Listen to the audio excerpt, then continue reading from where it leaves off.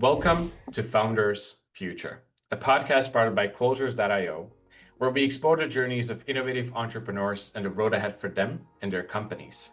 I'm your host, Milan Kohut, and in each episode, we uncover the stories behind impactful ventures, the challenges faced, the lessons learned, and the strategies fueling future growth.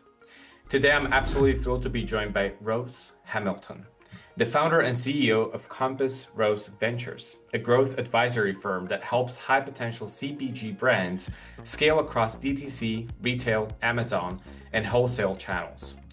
With over 2 decades leading marketing and digital strategy at companies like PetSmart and Best Buy, she has advised more than 50 consumer brands, generated over $1 billion in revenue, and facilitated over $70 million in fundraising.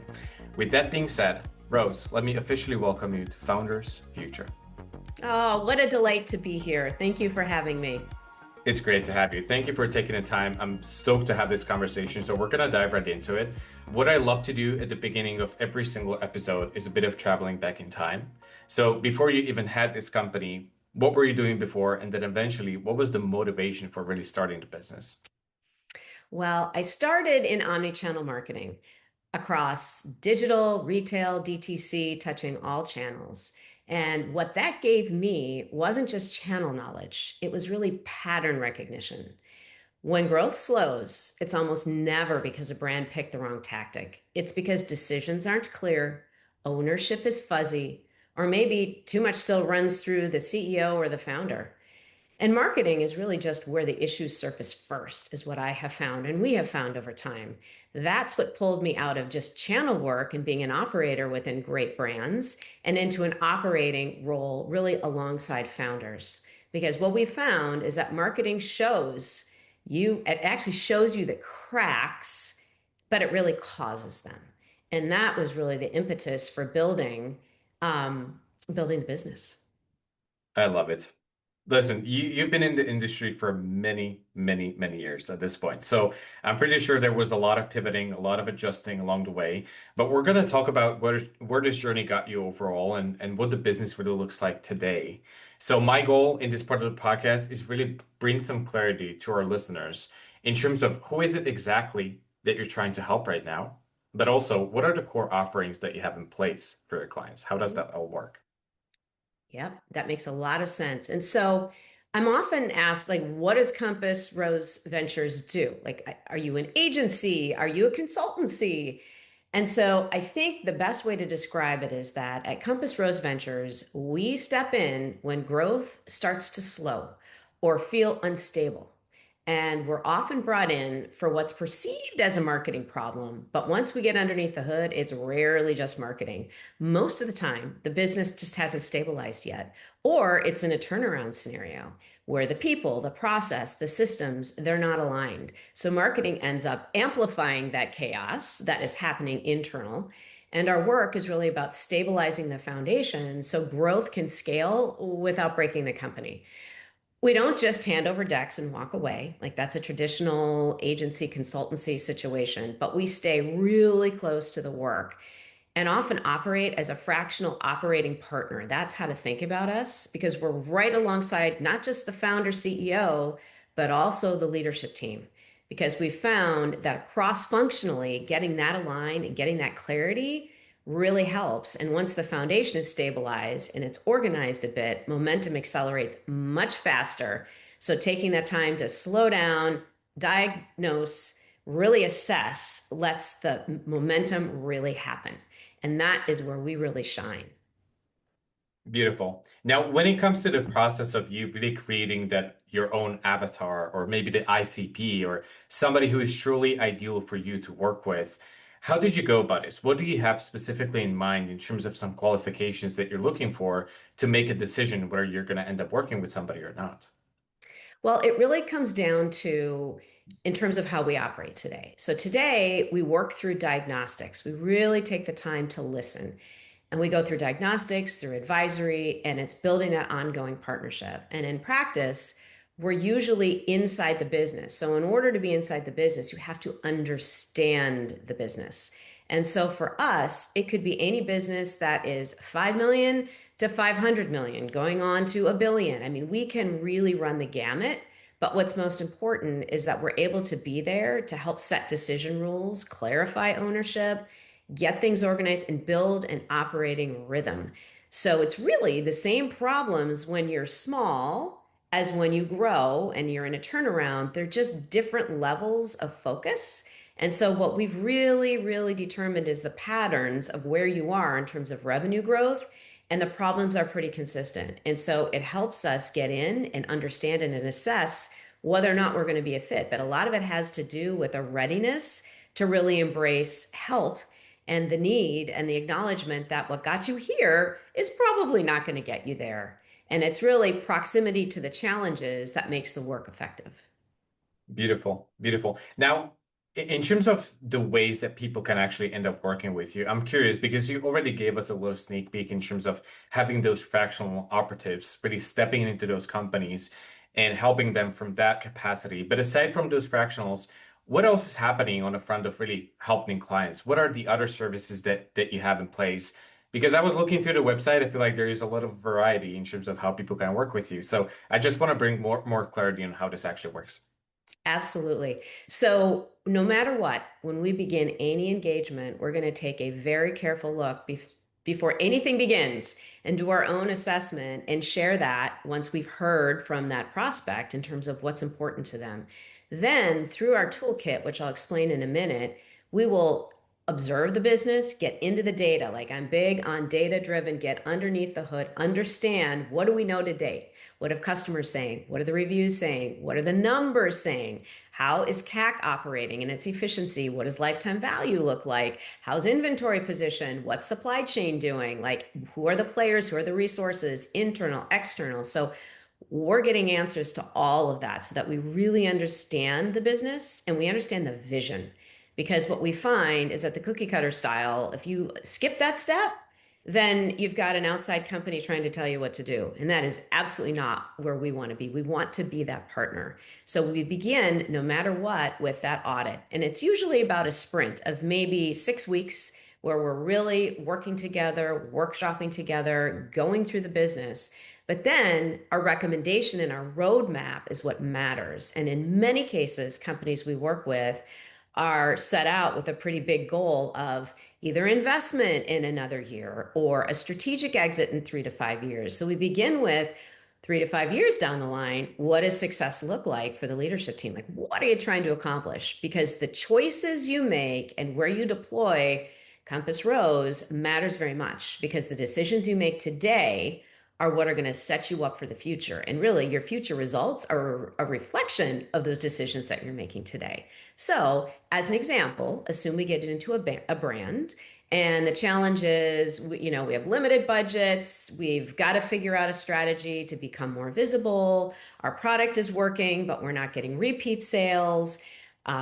It could run from that to we're just not scaling, like we've got too much demand and the operations just not ready to handle it. So we get in, figure that out. And then the most popular services in working with us, no matter what, it's going to be working one-on-one and partnering, but it could be data needs to be fixed. And like we don't have the right information to be making good strategic decisions on the business, on marketing campaigns. It could be the messaging is off. So we might do something called a brand jam and get in there and really crystallize the founder story, the company story, like what defines you and makes you unique. And in addition, we might be looking at who are the personas and where, if you've got a small grouping you're going after today, a small segment, who is your ICP? Who else could we be going after that might be interested in your product? And then what are the messages that are going to resonate with that audience? Because that part is what's really unique. That's where you're going to get your amplification. So get the story right. Make sure you're differentiated. You have a product that works. Now we go to market and we amplify. And we do a lot of work in health and wellness and beauty and food and beverage. And hands down, the consumer is hanging out on Amazon, on TikTok, and direct to consumer. Plus, they're in all the natural retail outlets. So, defining that channel distribution strategy is also very important. So, I like to call that it's distribution and go to market. Everything from where you deploy your advertising dollars will help with that and how to do it and where to do it, all the way through who are the right distribution partners. Do you need a broker? Do you need a co-man? Like, how are we going to build the scale here? And what is the logical, linear way of going about doing it? Many things simultaneous, but in working with us, we'll pull any one of those levers, whether it's brand, whether it's distribution, whether it's business strategy, model, pitch decks for investors, all of that we will look at, but it is all custom depending on where's the business. Are you at 10 million and you're trying to get to 100?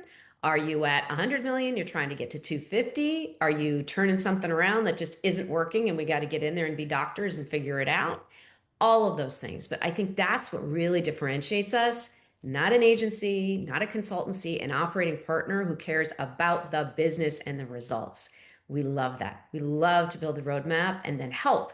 We don't walk away. We help with the execution and guide that because oftentimes people can have a million ideas, but you don't know how to cadence them. Like, how do you sequence them? How do you not break the business as you're trying to build the foundation?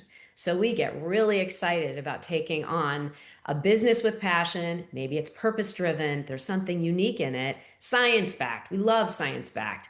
And then we help chart the path. Thus, the compass and Compass Rose Ventures.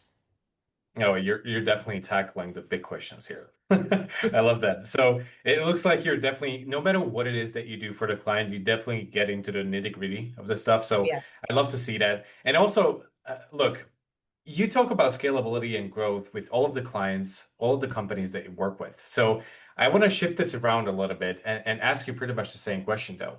When it comes to your own philosophy on what is the scalability of this project of your own, of your company, a lot of people from your industry are struggling with that because they're providing the fractional services themselves, right? Which really gets you in a position where you just cap yourself. There's only maybe like 4 to 5 clients that you can work with as a fractional operative. But there is also a couple different alternatives of how you can really approach this and make sure that the company is scalable. So I'm curious, what is that scalable model that you have in place for your own company?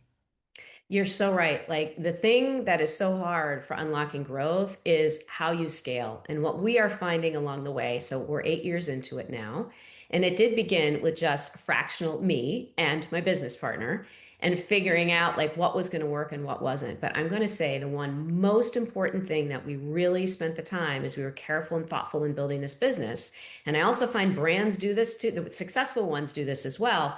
We really spent the time to listen, and I'm also a host on a podcast called The Story of a Brand. And the beauty of that, as part of how we're scaling this, is that every week I'm interviewing and talking to someone about their amazing brand story and understanding their pain points. And that has been so crucial to building our business. It's talking to people, it's getting out to the industry events, and it's understanding the pain points. And then from there, we figure out no one's going to be a unicorn, right? And as I described, marketing's how we get in, but that's usually not it. There's operations, there's technology, there's CFO needs, there's financial modeling needs. And so what we've done is we've built a model that's all about leverage because it's leverage, but it's with discipline. So if we know the needs, we know who to put on the bench and we know how to scale it so that it's not any one person. When you hire Compass Rose Ventures, you're hiring a team, and we're only giving you what we think you need in our roadmap. So if we identify you have a messy data problem and you need to get from Wix to Shopify, as an example, we got the experts at that. We have those proven partners. If you're struggling with Amazon and you know you're losing the game, we know exactly where we're going to make that happen. If you want to go international, we know exactly who we're going to be pulling in. So we spent a lot of time building strategic partnerships, understanding the investors and what investors are looking for. We've really invested in the relationship building aspect of it, which allows us to scale and expand and pull talent in as it's needed. Because in today's day and age, not everybody wants a full-time job and they want to go in the office 5 days a week. So we travel quite a bit, and that's okay. Like we love going in person and doing the workshops, but sometimes our clients are distributed everywhere and they need us to get in there and they need to do it virtually. So part of our piece here is how we scale good decision making within Compass Rose Ventures without creating bureaucracy. And that, I think, is one of the hardest things for our clients. And it's hard for us too, because now we're scaling. We got a lot of people, and Rose Hamilton can't be involved in it all. So I have really zeroed in on the last 2 to 3 years of getting the right partners on the team who stand on their own. But it's the genius in the middle. We love working together on juicy problems with businesses and then going and helping out. So it's not, I'm not going in to be a fractional CMO anymore. That's not how it works because that's not the problem. You got to have all the pieces, and it can be done at a fraction of the CEO suite. You don't need all that outside talent. And, to again, building our business is about making sure we're giving just the right amount. And if we do it right, the results are there, and then the referrals are key. And I would say the other part about building our business is that we have, at any given moment in time, roughly 2 to 250 specific companies we're tracking that fit with our investment thesis. So we're out there monitoring, watching, and building relationships. And it's people and it's companies where we see they're at that inflection point where they're either going to need funding or they've gotten funding and they're not necessarily secured with what they need to deploy it properly. So we're constantly monitoring, tracking, seeking. And as we find them, once we find those good matches, that's where the leverage comes in. So we try to really focus on only doing what's needed for companies and giving them everything, but everything they need and nothing they don't. And that is a big part of how we're learning to leverage. And I think it's a common question at this stage of how do you leverage? It's got to be that discipline around how you're decision making. Otherwise, you get crazy chaos and no one knows their role. It gets fuzzy. And so we really try to take the time on a consistent basis to be disciplined about how we make our decisions. Beautiful. Rose, you just flowing through the conversation so seamlessly that I don't even have to ask you questions. You're just doing my job for me. No, that's brilliant though. To be honest, I would highly recommend for the listeners to maybe rewind maybe like 5 or 6 minutes. There was a lot of golden nuggets that you just threw at us, so I really appreciate it. And obviously, this is the kind of thought process that you really need to have in place if you want to build something successful, and also create the fundamentals that actually allow the company to grow and scale, right? If you don't really take the time, it's just going to come crashing down, which is not something that we want to see though. So, Rose, I'm going to ask you a question. This is what I love to do. Obviously, we can talk about the exciting stuff, but we all know that the business journey, it's never linear. It's never going to be just sunshine and Yeah. rainbows. So there's some challenges along the way. I'm curious, when you think about the growth and scale of your own company and all the goals that you guys want to achieve, what would you expect is going to become the biggest challenge to make it happen? I think the biggest challenge now is that we know capital is tighter and tighter. And I can say that for us and for our clients. And the consumer is sharper and sharper. And understanding how to use machine learning, because I think AI is a big word that is confused on many fronts, using the data that's so amazing at our fingertips and being able to find the patterns. So in the beginning of our conversation, I talked a lot about pattern recognition. Like that's what got me here is I could recognize patterns with no AI tools. Like I could see it. It was an instinct thing. But the reality is instinct does not scale. And as capital becomes tighter, you've got to be harnessing the tools at our disposal to move at a faster, tighter clip. You can't do it all. And the reality is, again, whether it's a consumer brand we're working with or us, how many platforms should you be on? How is it insourced? Is it outsourced? Like these are all the super hard decisions in capital. You have to have a way of measuring the cross-channel, the omni-channel impact. So how you make decisions on where to invest with precious capital, that I think is a challenge. And it's a challenge to decide investment or non-investment. Now, good news, bad news is we have to be thinking through our value every single day because we don't have a product. We have services, we have content, right? We don't have a product. So in the same way, if you had a product, inventory, capital to build the inventory so that you can get onto the retail shelf, or capital to keep up with your DTC demand or Amazon demand, that capital deployment is a challenge. And frankly, in a services business, it's a challenge too, because there's only so much of the individuals working on the business because we have a light model here so that we don't have to charge McKinsey prices and we can be involved in the execution. So capital towards how we get the word out and how we educate is the most important thing because trust is where really that is what sales is about. It's like building trust, building authority, building credibility. And we want to be everywhere. We want to do everything, but really honing in on which are the most important places for us to be. And is it TikTok? Is it looking at Substack? Like what are those things? So we're always in the midst of evaluating, reevaluating, testing, retesting, seeing what are the right avenues to get the word out, to be able to share our information, because at the end of the day, we are here to help executives, leaders, founders who are caught in the fuzz. And like you said, it is not linear. And we're so passionate about helping. And even if it's a phone call we get and the person's not ready, they're not ready for us yet, we'll get them somewhere. And so building and Yeah. being able to span with our time and keep work-life balance. And I'm very proud to say we sponsor and support having moms who work from home who are incredibly bright executives, but they want to prioritize having a family too. So we get to fulfill their brains, their brilliance, unleash them, and they get to be home for their children too. So that's a part, that work-life balance, along with capital and making choices on how are you going to build your culture. Is your culture one where you're going to work 24/7? We're not going to be like that because we know we will burn out. And that constant balance, and especially in services, we never know what's going to fly through our door. We could have 10 people wanting to talk to us. You only have so much time in the day. So again, getting good with machine learning, how we focus, and really determining who are we spending our energy and time on, that's a good match, and getting others who may not be off to the right resources so we can help them too. Yeah, Rose, I really appreciate you keeping it real with us because this is fascinating to me. In the world of business, you can literally speak with somebody who's been running the company for 8 years, 12 years, 25 years, but you're never going to be in a conversation where they're going to be like, yeah, I have it all figured out. It No, just doesn't happen that way. no. So, but this is what true entrepreneurship is all about. So, Rose, let me say thank you for taking the time today, sharing your lovely story with me and our audience. I really appreciate your time. If anybody from the listeners would like to get in touch with you, perhaps even work with you, how to go about it?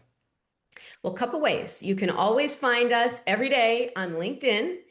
Follow Rose Hamilton. So that's an easy one, because you're going to see lots of our thought leadership and what we're learning along the way. We share a lot of our journey. And then in addition, our website, compassroseventures.com, has quite a bit of information on us and case studies, and a way to book a call with us to at least have a discovery call, at least have a conversation. Like that's how it all begins. So you've got access to the calendar. People can get in there, and absolutely, we would love to talk to people where you think that we can help you. Beautiful. Thank you again for your time. It was such a pleasure to have you on. Thank you. Great questions. I appreciate it. I appreciate you. Now, to our listeners, if today's conversation inspired you as well, make sure to subscribe to Founders Future on your favorite platform. And also, if you're a business owner, more specifically a consultant or coach, or you have an agency and you're trying to scale the business and really enhance both your sales and marketing efforts, also visit closers.io, get in touch with our team, and discover how exactly we scaled our company from 0 to over 30 million per year in less than 3 years. Until then, keep on crushing it, and I'll see you on the next one.